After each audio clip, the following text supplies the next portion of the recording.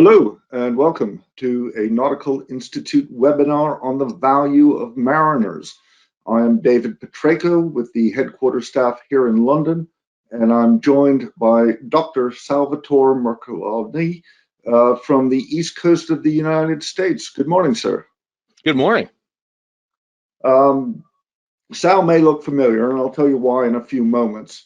But in the meantime, just to say a little bit about housekeeping. I'm sure everybody is aware of the Nautical Institute and who we are, but just as a reminder, we are an international professional body, and our main role is to help our members learn and make better decisions. We also represent our members' views in organizations such as the IMO, IALA, et cetera, et cetera. And we, as a professional body, we believe that the more we learn, the more we share information, the better we can make decisions. And so we're going to talk to Dr. Sal this morning, and he's going to talk to us a little bit about how valuable mariners are to the world. And one of the things that we hope that you'll get out of this is that when you argue for better rights, welfare, vaccines, et cetera, you will be able to have some tools in your armory that can back up those claims. So very much looking forward to this. Just before we start, this is an interactive session. Your microphones and cameras will not work, but please do feel free to write in questions and we will take as many as possible. There is also a handout if you'd like to join the Nautical Institute. We are a membership organization, so please do join the Nautical Institute. And there's a brochure in the handout section. Following the webinar, there will be a little pop-up survey. If you don't mind just taking a couple minutes to let us know how we're doing and what we can do better. And that just helps us for our continuous improvement. Probably a few hours after the webinar ends, you will get an email message saying thank you very much for attending, and there will be a personalized attendance certificate for your professional development records. So you're very welcome to that, but do give it a couple hours. This session is being recorded, and that recording will be put on our public YouTube channel because what Sal's about to tell us, we want to share with as many people as possible and get that word out there. So it will be on the public side of our YouTube channel. So feel free to share that and listen to it again, of course. You're not alone. There are nearly 500 people out there interested in this, so we're thrilled with that. But when you do write in, please be as concise as possible so that we can get through as many questions as possible. So now it is my great honor and privilege to introduce Sal. Sal started life, professional life, as a merchant Navy officer. And did some years in the merchant Navy. He then came ashore, worked again in merchant industry, got his MA, his master's degree in maritime history and nautical archaeology, went on to get a PhD in military and naval history. He is a frequent spokesman for shipping, and this is how I met Sal, because he's on the BBC, CNN, GCAPT, all these platforms, being very frank and very open, which is a great thing to have in the maritime industry. And of course, he has his own YouTube channel, which is What's Going On with Shipping, where he breaks down everything you can think about to deal with commercial, strategic, global, local trades. And it's a fantastic way to learn about the shipping industry. And Sal, I thank you for all your podcasts or all your videos. I certainly have learned a lot. And I'm sure we're going to learn a lot today. So before I hand over to Sal, I'd just like to say to everybody, we have had a lot of questions in advance, and a lot of those tend to be about wage rates and vaccine permissions, and that's not what this is about. What we are going to do is give you a good foundation of the value of seafarers so that if you want to improve welfare, if you want to improve commercial aspects, you can have some armory to do that. So, I'm just going to give you the con. All right. Well, thank you. I appreciate that. Very nice introduction. Way too much of a nice introduction. But I want to thank David and the Nautical Institute for the opportunity to come here today. And good morning, good afternoon, good evening to everybody all around the world, wherever you happen to be located. Uh, this is a great privilege for me for a variety of reasons. I have, as David mentioned, I'm a former merchant mariner. I sailed and then I worked ashore for a number of years doing shoreside operations and management and contracting, and was at a point where I had to decide what to do with my career, and I decided to embark on an academic career. And one of the reasons I embarked on that academic career was I was in an industry, this merchant navy, and I could not find a lot of information about it. And to tell you the truth, I didn't know a lot about it. I was in an industry doing a job, and like many of you out there, you're probably focused on the job that's at hand, navigating the vessel from point A to point B, planning for the next voyage, down in the engine room, working the deck, working the engines, worried about what's right in front of you at the moment. But one of the things that I realized was I didn't understand how I fit into the larger context of an industry. And it's an industry that I saw everywhere I went. I mean, I saw ships in every port on every continent around the world, yet I did not know that much about it. And one of the things that I have undertaken in my professional career, I write about the history of the merchant marine, but I also write about policy. For the past 13 years, I've taught a course at the United States Merchant Marine Academy on maritime industry policy. But one of the things I've been advocating very strongly is for in the United States for the Federal Maritime Academy, for the state merchant marine academies, and for any institution that deals with education of merchant mariners to teach the history and about the industry we are in. Because the best advocates for this industry are you. You need to be the advocate for this industry, because one of the things that you can do in this group of people that we have here today, if every one of us are able to communicate what this industry is out to 10 people, and then they can communicate what this industry is out to 10 people, that gets the attention. We have attention at the national level and international level, but a lot of people just don't know, because how has the industry changed over the years? The industry has transformed. When I started sailing way back in the late 1980s, early 1990s, it's much different than it is today. And one of the things we're seeing right now is the industry in the news, the global supply chain crisis. Issues hit the news. And unfortunately, as we all know in the maritime industry, when maritime industry hits the news, it tends to be bad news. That's usually the moment when we are propelled into the news. And I would argue that that's not the time we want to be in the news. Or if we are in the news at that time, let's use it to our advantage. Let's advocate for our industry. All too often, it's the negative and not the positive. So what I want to do today is take you through a very quick kind of view of the overall nature of the maritime industry. A lot of us are in it. A lot of us know a lot about our sector and what we do, but we may not know about how we fit into the larger context, and more importantly, what factors are impacting us beyond the reach of the vessel we are on, or even the company or the union we sail with. So most of this material is drawn from a publication which I'll have at the end of this document and available for you to download. Every year, the United Nations puts together a report referred to as the Review of Maritime Transport. And the Review of Maritime Transport has been out since 1968. It's an annual review that comes out usually at the end of the year, around November. And this is the one for 2021. And this data and these graphs are pulled from here, but I would strongly recommend this as a great reference tool. I think this provides a great snapshot of this. And so one of the things we see right off the very bat is what's the nature of maritime trade and traffic. And most people don't realize how much trade has increased over the period since World War II. If you look at that period since World War II, roughly the 75 years since the end of World War II, global trade has increased exponentially. Exponentially. In 1950, the world's oceans handled about 500 million tons of cargo. And that chart in the center there kind of gives you the progression of how it moves.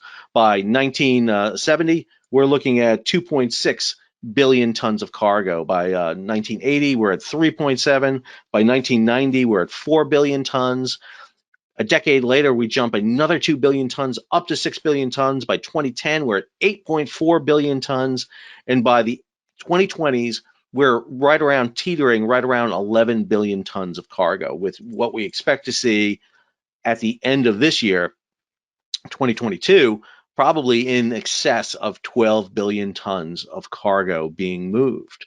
That means that the world has exponentially increased its ability to move. And that is a direct result of ocean shipping. There's a big question about, did the ships get bigger because of trade, or did trade get bigger because of ships?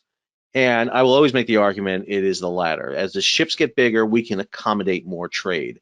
And we see that happening. We see that happening all around the world with the movement of goods. So, for example, as you see right here, the world container port traffic in 2020 went down a bit. We saw a decline in 2020, largely due to COVID. But that decline also meant that we were moving massive amounts of cargo still. Over 800 million TEUs, 20-foot equivalent units, moved around the world. And now our industry is very dependent on world economy. If you look at the figure up here in the upper right corner, this shows you in blue basically the world economy, the global domestic product. How much is the world generating in revenue? And then in yellow is maritime trade. And you can see how much we follow along with that. As world economy increases, so does our trade. On the flip side, as world economy declines, so does our trade. And so being cognizant of what is going on in the international economic market is dependent on us and our business. And when the world economy goes down, we see jobs get smaller, we see less opportunities out there. However, when we see an uptick like we did after the global recession of 2008, 2009, as we're seeing right now with demands on goods and trade, that puts labor, it puts us, those who sail vessels, in a much better position to fight for rights for seafarers. This is the time when seafarers are in great demand, and we see that right now because of jumps in certain sectors, in certain areas, and I'll talk about the different sectors and areas here in a minute, which areas have the biggest pull and are the most reflective right now, and I can talk about this even more detail later, is very important for us. So, for example, if you look at the figure in the lower right there, that shows the growth of the world's fleet, and the world's fleet has increased dramatically since the 1980s. We've seen the world's fleet increased. And as many of you know out there, the sector that we've seen the largest growth in, the number of ships, the size of ships, isn't in containers. Containers may be in the news. That may be what everyone focuses in on. But we know it's the bulk sector. We know it's iron ore. We know it's grain. That's what's moving around the world. We're literally moving the earth in our ships. And I don't think people realize that as much as we do. And so these charts right here show you the power of of shipping out there around the world. Let me go to my next slide here. There we go. So this next slide here deals with maritime transport services and infrastructure, how we see the world. 98,000 ships roughly around the world. We see, almost 100,000 ships, almost 100,000 ships based on 2021, 99,800 ships. We see the global fleet increasing. We see the fleet increasing, and we know that's increasing around the world, which is good for us. This is what we want to see. We want to see more ships and more opportunities out there for everybody. We also want to see that what are the age of the ships. Right now, the average age of ships are between 5 and 9 years old. I know for some of us that maybe that's not what we see all the time. Sometimes some of us are in much older ships. That's a case that does happen at times. But what we're seeing right now is fleets getting a little bit younger because of the introduction of new ships. Now, what we do see is ship deliveries are decreasing. There's not as much building of ships right now. And that's largely due to this chart we have here on the right. What are some big factors that are going to be impacting shipping going forward? And one of the most important ones is the introduction of new fuels and propulsion systems that have been enacted over the past few years. Those of you in the engine rooms know what impact IMO 2020 had on the changing over of fuel. from basically to our low sulfur diesel fuel. Either you are getting that new fuel in your engines, or you're dealing with scrubbers. And if you're dealing with scrubbers, I apologize. I know what difficulty they have. But there are big pushes right now for new fuels to go out. And this chart in the review of maritime transport talks about these efforts that are being done. We're seeing new fuels being used: LNG, liquefied natural gas. We're talking about hydrogen. We're talking about methane. We're talking about hybrid fuels and hybrid engines being out there. And one of the biggest sectors that we can see for development in the future is in the engineering sector. What is the means of propulsion that's going to change over the next 2 decades? Right now we're looking at, by 2050, reducing carbon emissions from vessels, even though carbon emissions from vessels are the lowest means to deliver cargo. The amount of pollutants being put out per ton of cargo by ships is extremely low. It's less than road, it's less than rail, it's less than air. However, because we carry so many tons of cargo on our ships, it's concentrated in these specific areas. It's one of the reasons why you see ships being forced outside of ports right now, being pushed off, because they don't want those emissions being done. Big initiative right now in many ports around the world to get ships to shift over to shore power when they come alongside the dock, to stop using their engines when they come alongside. But for engineers out there, the opportunities are going to be there for training and development in these new technologies. Now, we don't know what the new technology is going to be. We don't know what's going to be the main power source for our vessels a decade, 2 decades, 3 decades from now. We just don't know. And so it's really important that we keep an eye on this area, because what we see is different companies, especially now with companies having a lot of money in their hands, they're investing in these new technologies. And IMO and a lot of countries are going to be pushing this initiative across the board. Next, we talk about freight rates and transportation costs and the impact of prices. We tend to focus on our jobs right in front of us, getting the ship to the next port, making sure the plant's up and running, making sure we're producing the power we need to get the prop spinning, to keep the cargo, within its ranges. However, we're in an industry that is dependent on consumers. If consumption is up around the world, we're busier. If consumption is down, we may find ourselves without a job. And when we see these peaks and troughs in these different industries, it also gives you an indication of what kind of jobs are out there. So if you look at the 3 types of freight that are out there right now, and this chart kind of shows that in the upper left, it looks at container freight right now. We have never seen the container sector more busy, more cargo being moved than right now. It is an amazing feat to watch. Those of you who have been sailing for a while, have been sailing on container ships, you know that prior to 2019, a lot of container ships were slow steaming. They weren't using their full power because they were trying to save money. They were sailing probably less than fully loaded. Now we have ships sailing at high speeds to get into ports, loaded to the brim, as much cargo as they can carry. And as soon as they can get offloaded, especially in the United States, for example, they're heading back to Asia to reload with new cargo. And we're seeing that in the container freight rates. The chart on the right here, the Shanghai Containerized Freight Index, shows how high these freight rates are going, which means companies like Maersk, like MSC, like Hauppauge, like Yang Min, like Evergreen are flush with cash for one of the very first times. One of the things that the companies don't like to tout, but in the past 10 months or the first 10 months of 2021, the 9 large container companies out there that control 85% of all the container space on the ocean made as much profits in 10 months as they made in 10 years. And there's a real big question about, how do they spend that money? Do they invest in new ships? Do they invest, if you're like Maersk, in e-commerce? Do you invest in your workers if you're like Evergreen and you give your employees more money to work? It's going to be interesting to watch to see how that happens. We see in the dry bulk sector that freight rates are increasing. And that's largely because the economy is up. I always have this argument as an American. I talk to people throughout the United States about shipping.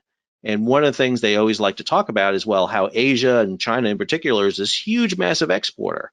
But what they don't understand is Asia and almost every country is a huge importer too. Think about coal, think about grain, think about iron ore. All these commodities that go into the products that are shipped out need to be moved. And we see that with the bulk freight rates. However, we also know that our jobs are dependent not just on demand for cargo, but also politics in some cases. If you were on vessels that were hauling ore out of Australia and heading to China, you got caught up in that diplomatic argument between China and Australia. If you're hauling coal out of Indonesia to Japan, to Taiwan, to Korea, to China, since January 1st that Indonesia had put a ban on the exporting of coal because their resources went down. And so we're always dependent on the flow of these goods. And the one sector right now that we do see that's depressed and that we can probably foresee issues in the future is in the tanker market. World consumption of oil is down. We know that. We know it's down. It was down particularly due to COVID because people weren't traveling as much. But one of the things we see is people are shifting over their use and their power source. How are they fueling their energy? And oil is not the way it was. The number of VLCCs, ULCCs, the large super tankers out there are going down. We're seeing many more LRs and MRs, medium size and long range tankers out there than we've ever seen before. And the tanker market is really in a depressed state today. However, we also know that the tanker market and the bulk market is very dependent on spot rates and demand. That market is very much a fluid market. And that market can spike at times when we don't expect it. And so if you're in that sector, if you're working on those vessels, you know that at times you can be busy as anything, and at the same time, within a week or a month, all of a sudden things slow down. And it just depends on the nature of the business. Talk about ports. One of the things that attracted me to a maritime career was the opportunity to travel and see places that I never had an opportunity to see. Now, I also learned that what I got to see were a lot of ports and not a lot of the interior of cities and cultures, because that's the nature of shipping. Didn't get off the ship a lot, but we moved around a lot and got to see areas. And one of these things that are really important that we see as mariners is the performance of ports and ships. Who are the best, most productive ports? What are the ports that are moving cargo better than any place else? And, I'm always shocked and amazed when I tell people, especially here in the United States, that American ports are probably some of the least technologically advanced ports out there in the world. We know that China has some of the most technologically advanced ports in terms of automation. We know Singapore, Korea, Malaysia, Hong Kong have them. We know Rotterdam and Felixstowe are much better than that.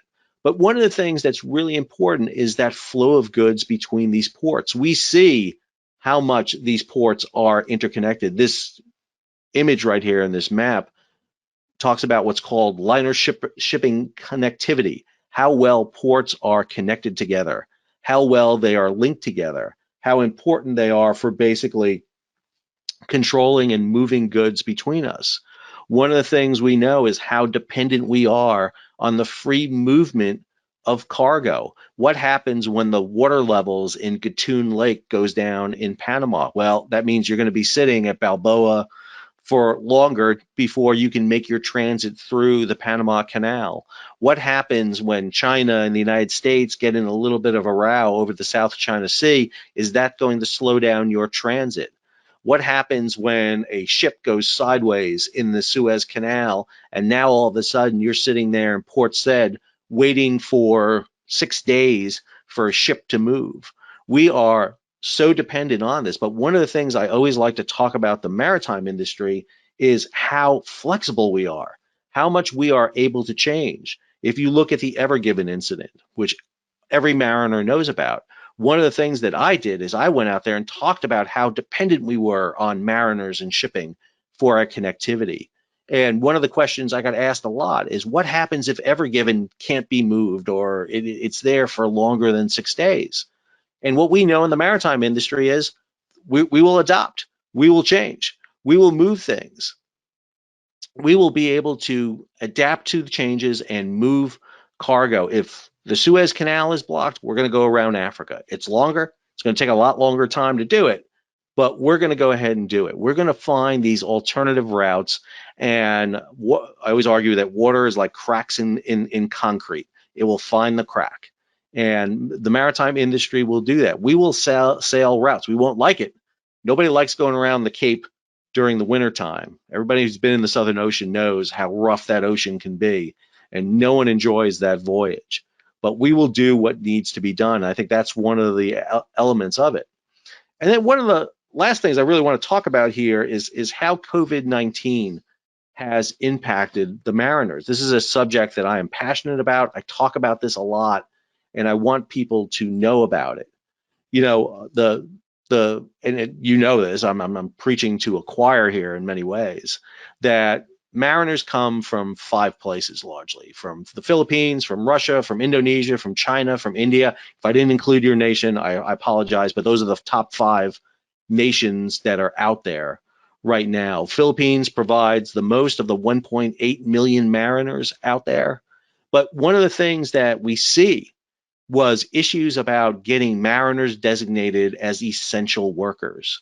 While many people around the world locked themselves up, worked from home, basically, shut down in 2020, the maritime industry didn't. Ships never stopped moving. Yes, ports may have shut down, cargo may have slowed down, and now it's at full force, but nothing stopped the mariners from moving it. And one of the things that was amazing, especially early in the COVID, was we were able to keep isolation on the vessels. We didn't see outbreaks of COVID on vessels in 2020 or 2021. We saw it in the passenger liners, but that was mainly due to the passengers, not so much due to the crews. But now with Omicron, with the latest variant, we're seeing it hit more. And so issues that are really essential that need to be out there are issues about seafarer vaccination. I know in the United States that there are programs so that when ships come in, that the crews can get vaccinated. But we also know that not every ship comes into the United States. What about those ships that are out there providing feeder services? What about those ships that aren't coming into the main large distribution ports like Felixstowe, like Algeciras, Dubai, Singapore? What is going on with getting vaccination status to them? And more importantly, how are we able to affect crew changes? Crew changes were a major issue. Many of you found yourself stuck on vessels way over the amount of time you agreed to. And this is an issue that needs the attention of IMO, needs the attention of nationalities, it needs attention, and it needs the fact that we rely on you, the mariners, to move the world's goods. Nobody wants 1.8 million mariners stopping the flow of goods. Yet we nearly saw that with COVID. And one of the things that has happened is as you extend out, as you have to do longer and longer on board a vessel, the frequency of accidents, of your ability to stay sharp and do the job necessary for you begins to decrease. And one of the things that I advocate just so strongly is for these issues of mariner rights and mariners say. I love it when companies put mariners in some sort of executive position where they can get their voice heard. Maersk put a ship's master on their board of directors. More companies need to do this, and they need not just masters and chief engineers, but they need people down on the deck plates. They need people who work their ships all the time to give them that perspective. I am more likely to interview on my YouTube channel somebody who's working on a ship or somebody who's working in the office than I am an executive, because an executive is going to tell me what they want to give as their party line. That's not what I want to hear. I want to hear what it's like for you all on the ships. And every one of you have to go out and share your knowledge. You can't be humble. You have to tell the job that you're doing to everyone.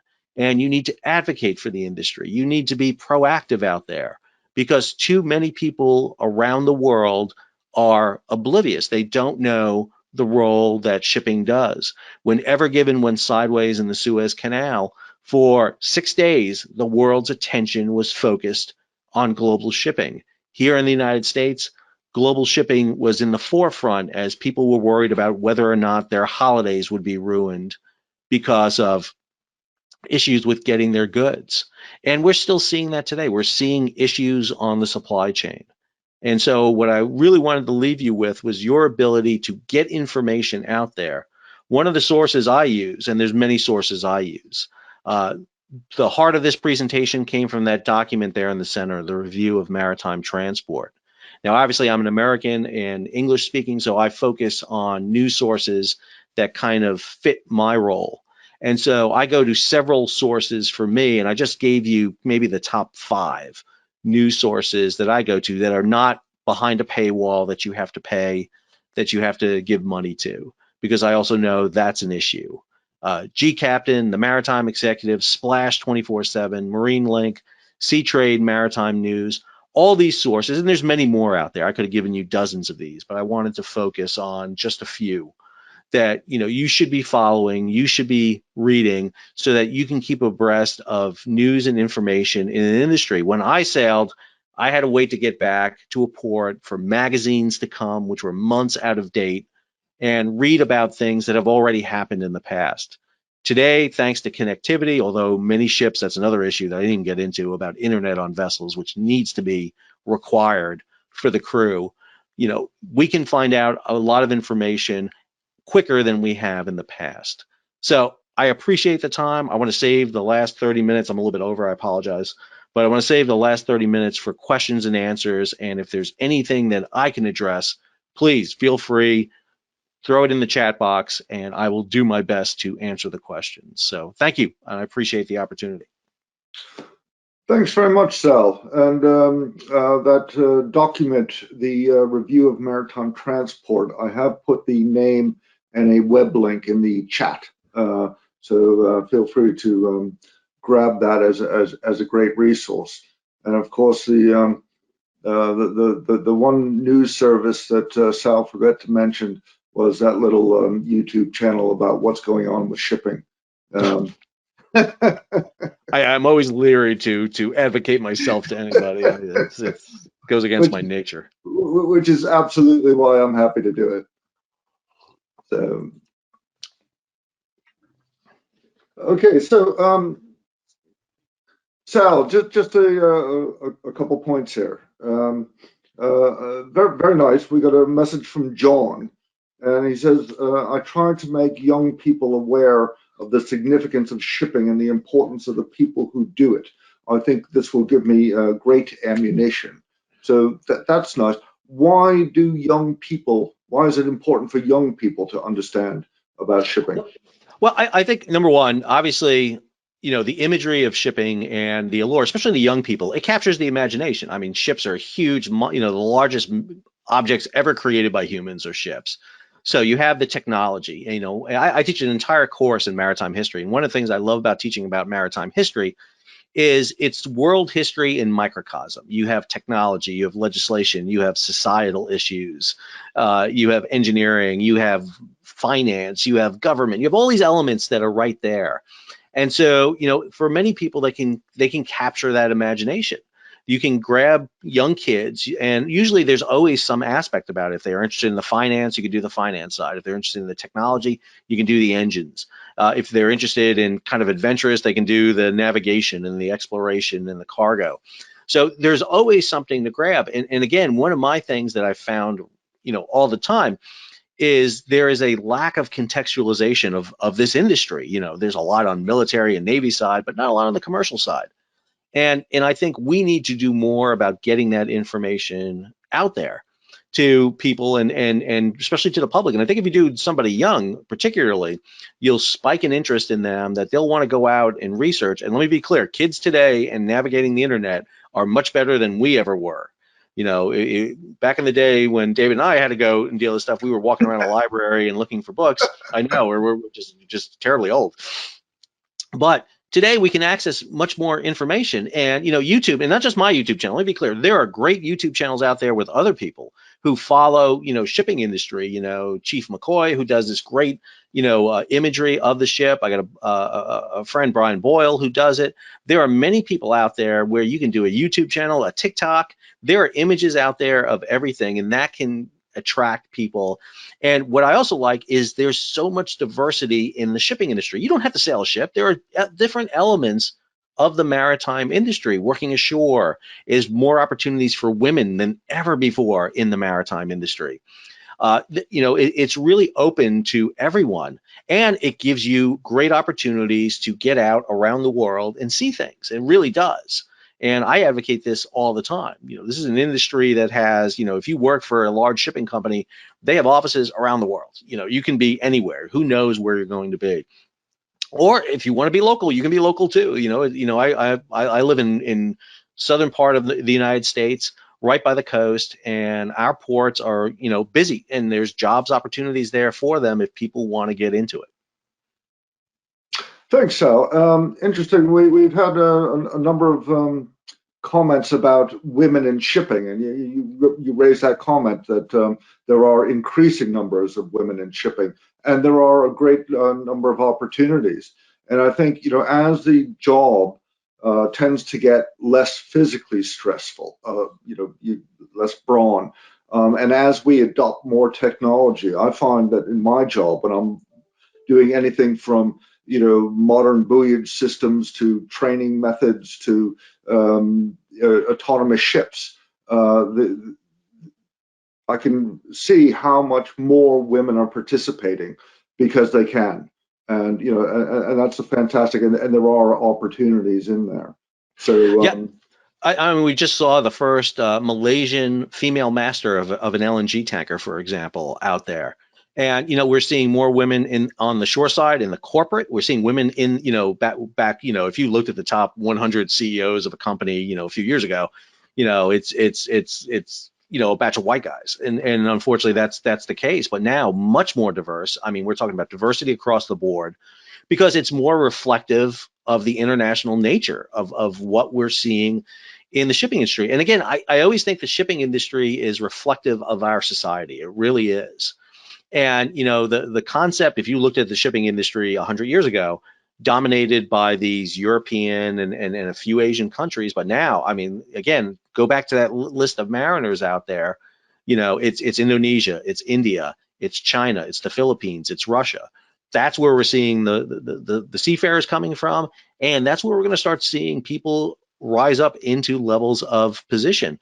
But for women in particularly, one of the issues is, you talked about brawn. I will argue that listen, there are a lot of jobs out there that women can do better than men in certain areas. I mean, again, their ability to diffuse situations on board, keep the crew happy is always an interesting aspect to me. Women are able to do jobs as physical as men. I would always say that. I mean, just because you can't lift as much, maybe. Well, there's men that can't lift as much as some women, so let's be clear about that. Physicality is not an issue. But the issue we see right now, too, which is really important, is more and more attention being focused and all the way up to the international and national level on issues like sexual assault, sexual harassment on board vessels that are becoming more attuned. Back in the day when these issues would happen, you didn't say anything; they were kind of brushed aside. But now, companies and nations, we just saw this issue in the United States where it was raised at our Merchant Marine Academy.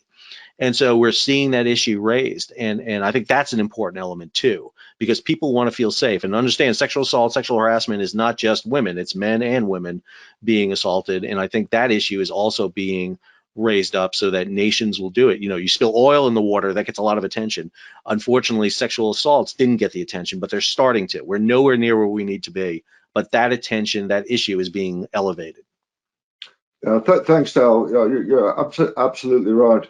In no particular order, we've got floods of questions coming in, but Sure. Akash asks, are electric vehicles going to reduce the oil tanker business in the future? And another one I saw was about 3D printing, and will 3D printing on a local basis change manufacturing of goods on a global basis? Let me take the last one first on that 3D printing. So one of the things that was really interesting is I saw a study about car carriers. Today we load up cars just as we normally do, and we've seen lots of incidents with car carriers. We know that these are vessels that they're prone, they're much more dangerous than a lot of people assume. Stability issues on car carriers, the cargo themselves, carrying fuel, the hybrid nature with lithium batteries are always an issue. But one of the things that's really interesting with 3D printing, and it kind of rolls into this, is we may not be hauling cars the way we have in the past. We may be loading cars more like containerized cargo, because we won't be loading fully assembled cars, because we don't need to, because we can 3D print bumpers and fenders and the frame somewhere else, which makes the transportation costs less. We may be hauling bulk plastics and alloys that are fed into 3D printers, where you basically print out your car and then you pop in the pieces that have to be prefabricated. So, in 20 years from now, we may not have car carriers anymore, though they may be gone, but instead you're in a combination bulker container vessel that has all the components necessary to basically fabricate a car. And the first part of that question, David, I'm sorry, what was the first part of that question? Will the increase in use of electric vehicles reduce the oil needed to be transported? Yeah, I think we're seeing that now. I mean, look at the rise of LNG tankers out there. We're seeing that right now. LNG tankers are on the rise. We know that's happening right now. We see floods of LNG tankers. Right now, the U.S. just became the largest exporter of LNG, but Qatar and Australia are right behind it. And a lot of factories are shifting over. They're getting away from coal-based energy production to LNG production, but you can see that with oil too. And as more and more electric vehicles, as they become greater range, as charging stations become more prevalent around the world, when you go to your petrol gas station, you may not see the petrol gas station like we saw in the past, but it'll be an electrical charging station, that can charge your vehicle in 10 to 15 minutes and off you go. And yeah, I think we're going to see a decrease in petroleum. We're not going to see it eliminated by any means. It's the efficiency of oil in terms of energy produced from it, the ability to move it is so easy. We won't see it, but you probably won't see the growth that we thought we were going to see in the oil industry, but definitely in other sectors we're going to see it. LNG, I think, is the one area you're going to see more and more of those carriers out there, particularly as politics rolls in here, Russia and the European Union, for example, as energy demands increase in developing nations. I mean, India, Africa, South America, as their energy input increases, as they get their economies rise, they're going to want it, and they're going to adapt these new energies. And I think you're going to see that type of business come out much more. Thanks. So, I mean, it was interesting for just being a tankerman myself for so many years. I wondered if there would ever be a day when the oil would decrease and there'd be a demand for fresh water to be transported, and that I just wanted to get a job on a freshwater carrier. It would make life so much easier. Well, and it's funny you say that, because the technology for desalinating water on vessels, that's the technology that's trying to be ramped up to provide that on a larger level. So the desalination plants, the reverse osmosis water purifiers that we have, that's a technology that's being taken literally from ships to areas that don't have fresh water. And it's a good example of how the maritime industry is impacting life ashore. And I don't know if we're going to see those water tankers, but if you look at a lot of places, we do see water being transported and the need for that to be in. The question is the volume of that. Will we see very large water carriers out there, for example? That may be an issue we see in the future. Thanks. Interesting comment has come in. It goes back to what you were talking about, the YouTube channels. And she says that video channels are very important media for seafarers to portray their lives to the world. Now, this is really interesting. And you mentioned Chief Mackey, and I've seen some of his, and they're very good. But when COVID hit, and I'm sure you were in this boat as well, we were besieged by news agencies saying that they wanted access to seafarers. They wanted to tell their stories. They wanted video footage, still footage of what life was like on board. And it was really difficult. Well, the issue you have is companies, obviously. Many companies have adopted media policies for their crews. They prohibit, the filming, the distribution of anything, and let me be clear, they control a lot of aspects of a mariner, including the positive. I'll give you a perfect example. So when Ever Given went ashore in the Suez, the ship directly astern of her was an American flag vessel, the Maersk Denver. So Maersk Lines, this is one of the American flagged Maersk ships. And that vessel did an amazing job. It stopped from running into the Ever Given. Ever Given stopped dead in the canal. And here comes Maersk Denver, not a mile behind her. And they had to stop and every mariner in the world knows how difficult that was to stop a vessel dead straight in the canal. And I reached out to Maersk. I know people at Maersk Lines, and I reached out to them and said, "This is a great story. We got to share this story. This is fantastic. I want to share this story." They wouldn't share that story. They would not give access to the crew. And matter of fact, the one famous photograph of Ever Given across the Suez from the bow of Maersk Denver, the second mate had posted that image, was basically reprimanded for posting that and told to delete their Instagram account and never again to post this. I think we got to work on changing the media of companies. Companies want to very strictly manage their vessels. They want to control the media that comes out. They want to press release it. They want to make sure it's positive. But there are ways for mariners to get out. Some companies don't have that. And we see that. We see some companies are able to do it. Some people are able to do it without ever talking about the company they're on or use images out there. But I think it's really important for mariners out there to get their imagery out there, to get the plight of them out there. Because again, not enough is being told. The BBC ran that great series a few months back about abandoned vessels. The Wall Street Journal jumped on that too, and they ran a series about mariners being abandoned at sea and or being abandoned with their vessels. This was a Sierra Leone registered vessel that the Wall Street Journal did.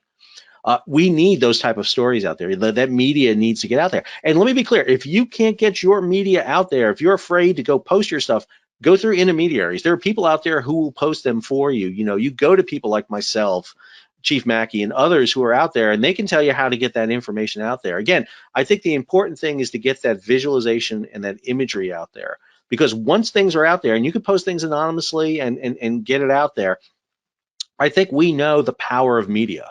And when people see things, it will demonstrate to them, that plight, imagery of ships stuck at anchor, crew riding on the side of the vessel, we haven't been paid in 6 months. That captures the imagination, it makes people wonder. And again, we know that some flag states are not responsive. However, you got to get the public involved. And I think that's one of the things that social media does much better than ever before. I mean, the voice of the mariner can be heard today over the companies, over the unions, over everybody else. You just got to be careful how to do it, and also be prepared for repercussions, because sometimes there are repercussions for saying something and posting something. Yeah, we had a very difficult time. Even people have said that their companies wouldn't let them make a statement, and we said, well, put on plain clothes and walk down the road and do it from a cafe, and and they said, well, I might be recognized and traced back to the company. And so, Listen, I have executives. I have executives from companies who will comment on my YouTube page, but they create a pseudonym because they're worried about what they're saying, and they don't want to be. And then this is a problem with it. Let me be clear. This is a problem in the shipping industry. One of the reasons I started my YouTube channel is because people in the shipping industry did not want to talk to people outside the shipping industry. And I think it's not unique to the shipping industry. A lot of industries are like this, but for me, the shipping industry is textbook.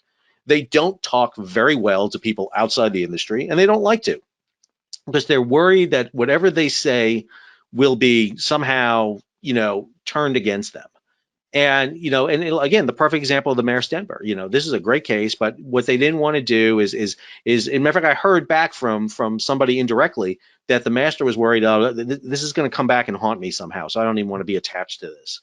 And I think that we got to get away from that. We know the power that social media has. We know the power the media has, but we have to use it in a positive way. And I think, all too often we see the negative, but there are, I would argue mine. I went from literally 3 viewers on my YouTube channel the day before Ever Given went ashore to over 3,000 the next day when I posted a video. And now, and again, I don't want to tout myself, but I have over 2.5 million views of my YouTube because I'm talking about shipping. Because people are interested. They're going to look for subject matter experts. And one of the things that the internet gives us is the ability to search and find people like that. Hmm. Yeah, thanks. Here's a question from Wayne. Seafarer recruitment and retention is an ongoing issue. How do you think companies can address this and make seafaring a more attractive career option? And just before you answer that, very interesting. I was working with a company in India, and they were talking about how difficult it is to recruit young people to go to sea because it's not perceived as being that attractive, although India probably still does produce more officers than anybody else. But they were saying that even working in Bollywood is better. They rather be a lighting engineer on a Bollywood set than a ship's engineer, somewhere around the world. So there are a lot of competing things. So, I mean, you obviously have a passion for shipping. How do we bring young people in and keep them? Yeah, I think it goes back to the thing we kind of talked about before is you got to get to them young and you have to make it, so that it's interesting to them. I have a young son and from the very beginning, he wants to be an engineer. That's the thing he's always wanted to be is an engineer. And, I've exposed him to ships and everything like that, but that's not something he wants to do. He's still trying to figure it out. But again, it's how it's depicted. And again, I think when you depict the maritime industry as disaster after disaster, we're going to jump from Costa Concordia to Express Pearl to Ever Given to all these elements, we got to paint that positive image. So I think number one, we have to get into the younger minds faster. Hmm. And again, that comes with talking about what a career at sea entails. What does it entail? It entails, a good paying job, a good steady job. It is a job with a finite begin and end. We'd like to think, but not always with COVID, obviously. And so you really have to do it. And the problem you have is that issue is like there's so many other attractive things out there that I don't want to be at sea for 4 to 6 months when I can get a job at home, have my weekends off, and do it. And again, what we have to do is paint the positive imagery of it. We've all had issues at sea that we sit there and go, man, I don't know why I'm doing what I'm doing. But at the same time, you get to experience and remember things that you'll never ever do in any other profession. But again, we don't depict that too often. We Yeah. don't see that too often. And again, people see Bollywood because that's in their face all the time. It's all the time. That's something they see in India. You don't see the vessels coming in and out of Madras. You don't see the vessels coming, throughout the Indian Ocean, and how essential that trade is to India.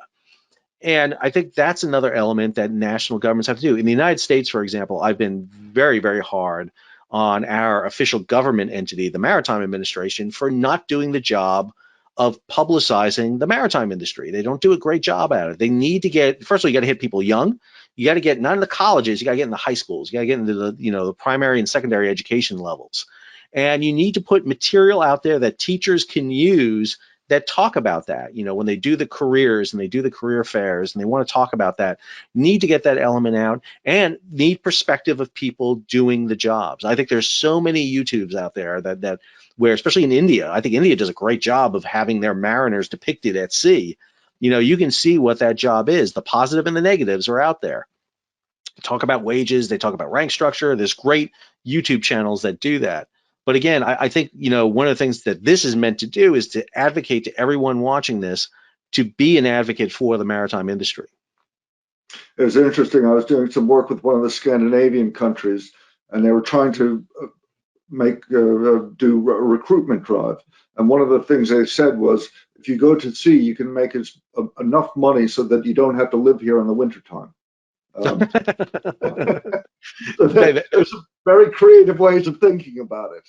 That's And appealing if you're up in Lapland. So that is an yeah, appealing aspect. But on the flip side of that too, national governments have to bear part of this too. Denmark, the home of Maersk, they're reducing the number of Danish officers on their vessels, and this is an element that's really important for countries, and the national level of maritime interest needs to be there, and a lot of countries don't. I would argue in the United States, we don't devote that level of interest to the maritime sector. We do it to road, rail, and aviation, but not to the maritime sector.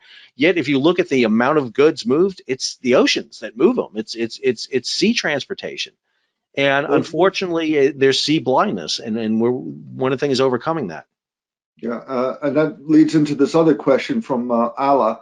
How do you see the technology advances diminishing the importance of seafarers? You mentioned autonomous vessels. And how do you see the mariner's future in 20 years? So I've got a couple comments of my own, but over to you, Sal. Yeah, well, a couple of things. Number one, obviously everyone is concerned about autonomous ships, that there's going to be no mariners on ships, they're going to be remote controlled from shore and everything. Let me give you an insight on the insurance industry. No one's going to insure a vessel going across the ocean without people on board. I can tell you that right now. I don't know who you think is going to underwrite a 15,000 box container vessel going across the Pacific and there's nobody on board. Now, autonomous, does provide some unique aspects for us. I have this argument all the time with people is a lot of vessel operation is still hand operation. It's physically steering the wheel, throwing valves and controls. We do have data collection on engines and engine performance for manufacturers and for repair and overhaul. I think one of the things that needs to be brought to everybody's attention is, as we have increased the size of these vessels, we've decreased the size of the crews. And that puts a much greater onus on the crews. It puts a tremendous onus on the crews. And I think we need to make that argument much stronger going forward, that autonomy is not replacing crews. I mean, that's what they want. They want to be able to reduce crews, from 25 down to 13 on vessels. However, as we see with accidents, as we see with containers falling off vessels, as we can see with the Wakashio running into Mauritius, we see what happens when crews get fatigued, when there's not enough people on board. And, we all know one pinhole leak sinks a vessel. That's all it takes. In the United States, the U.S. Navy is learning this with autonomous ships. One thing we all know about a ship is it'll break. It's probably broken right now. There's something broken on it all the time, and you're always kind of fixing it. And I think autonomy has its place. I think there are certain areas about it. I'd like to see more autonomy, for example, in vessel observation and control. Who's overseeing where vessels are going to making sure they're not sailing into dangerous areas, for example. There was no, traffic control system for the Suez that should have been in place to monitor weather and vessel operations. So I think autonomy has a place. Now, we may see more autonomous vessels like we see autonomous driving vehicles in short distance areas. We saw that with the Norwegian experiment recently. That vessel was touted as completely autonomous, hybrid power. It sailed 12 miles. That's a fairly short bucket. But I think it's something we need to be aware of. And I will also argue it also is opportunities for mariners in the future who can get into that industry and transition over to provide that sort of autonomy, assistance, maybe on shoreside that they did afloat at one point.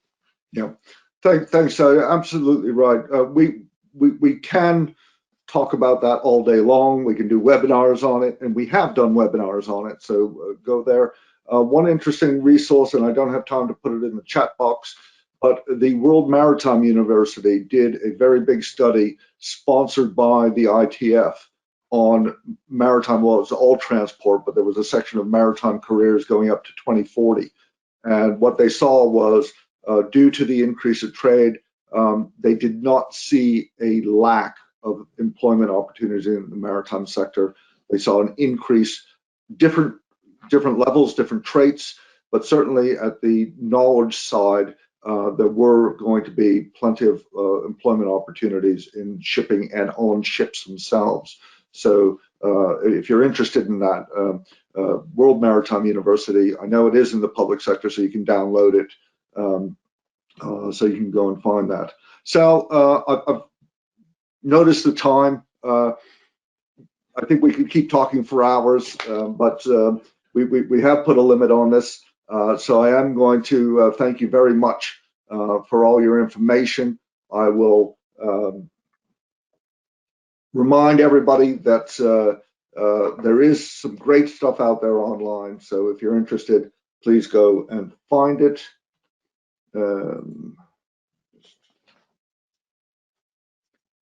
Just remind everybody that we are an international organization. We have branches all over the world. So many of them are doing their virtual events as well as physical events. So become a member, get involved, share your ideas. It's really important that we listen to as many ideas as possible and grow our knowledge together. So join on a If, local level, join on an international level. Sal? If I could just add one thing, I would just advocate to everyone who's watching this, take a moment in your local communities, towns, schools, go out there and showcase what you do. Talk to people. I know we don't like to invite ourselves into things, but let people know this is what I do for a living. I'd love to come talk about this. And schools, communities, local businesses are really interested in this level, and don't be afraid about doing that, because again, you all are the best advocates for the maritime industry, not me, who's way detached from it and have sailed, decades ago. It's you who are doing the job. You've got great sea stories you can share, and believe me, you will entice the young people and business people alike about the importance of the maritime sector. Sal, thanks. That's a perfect note to end on. Sal, thank you so much for your time. Thank you for everybody in the audience. I hope it's been useful. Give us till tomorrow to get this up on the YouTube channel, but feel free to watch it again and share it with your colleagues. Sal, thanks again. Thank you, David, and thank you to everybody for watching, and stay safe.